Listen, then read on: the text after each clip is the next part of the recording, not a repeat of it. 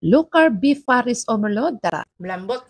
Walang pressure cooker, yelo at tinidor lang ang ginamit natin. Na-curious ba kayo kung paano magpalambot ng baka na walang pressure cooker? Samahan niyo po ako hanggang dulo para malaman kung paano. Kung bago ka naman at napadaan lang, please do subscribe, follow, and share to your friends kung nagustuhan mo ang video kong ito. Alam niyo, sa tuwing nagagawi ako sa mga parisan, talaga namang naging fasting ako gawa ng hindi ako po pwedeng makakain. Bukod sa nag-low carb ako, halal pa dapat ang kailangan. Kaya gumawa ako ng sarili kong version para craving satisfied ako. Sa Quiapo, merong frozen halal meat. Kagaya nito, pwede ka mag-request sa kanila kung anong cut ang gusto mo. Dito nga ay kumuha ako ng isang buong bone marrow, pang bulalo, 4 na slice ito, 2 lang gagamitin ko at laman na 1 kilo pero portion lang din ang gagamitin ko at mga ice at tinidor ilagay sa kasirolang isa lang habang natutunaw ang mga yelo, yun na ang magiging sabaw niya. Sekreto sa mga walang pressure cooker na kagaya ko. Habang maghihintay, pitas mo na ng oregano. Curry leaves. Ito ang mga sangkap ng ating isasama sa pagpalambot noong baka. Based on my own experience, mawawala tapang na amoy at lansa sa karning baka. Kumitas din ako ng mint. Maganda ang kombinasyon nito. Doon naman sa walang tanim, mabibili din ito sa mga supermarket. Siyempre, hindi rin mawawala ang anis. Ito, hindi ko alam ang tawag. Bawang, sibuyas, luya at loyang dilaw. Believe me, mga simpleng sangkap lamang ito ngunit bango at masarap higupin ang sabaw. Gumagamit pa ba kayo ng ganitong sangkap na ginamit ko? Paki-comment po dyan sa baba. After 30 minutes, hiniwa ko na ang bone marrow para ibalik yung laman para mas lalong lumambot ito. Siyempre pag gagawa naman tayo ng Paris sauce, ginisa ko lang ang bawang, sibuyas, konting butter at nilagyan ko nung pinaglagaan nating sabaw. Tinimplahan ko ng oyster sauce, konting patis para mag-iba lang ang kulay. Santan gum ang ginamit kong pampalapot nito. Hihigop ka na walang guilt dahil low carb ito. Craving satisfied at enjoy pa talaga ako. Again, no ako kasi alam ko ang mga lahat ng sangkap na ginamit ko. Inshallah, nag-enjoy kayo at may natutunan sa idea kong ito. O siya, tara, tuloy ulit natin ang kain. Napakalambot ang laman, masarap ang sabaw.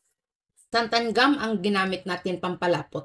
Lagyan ko ng nipa cabbage ibabaw. Salamat sa panonood. We'll see you in my next video.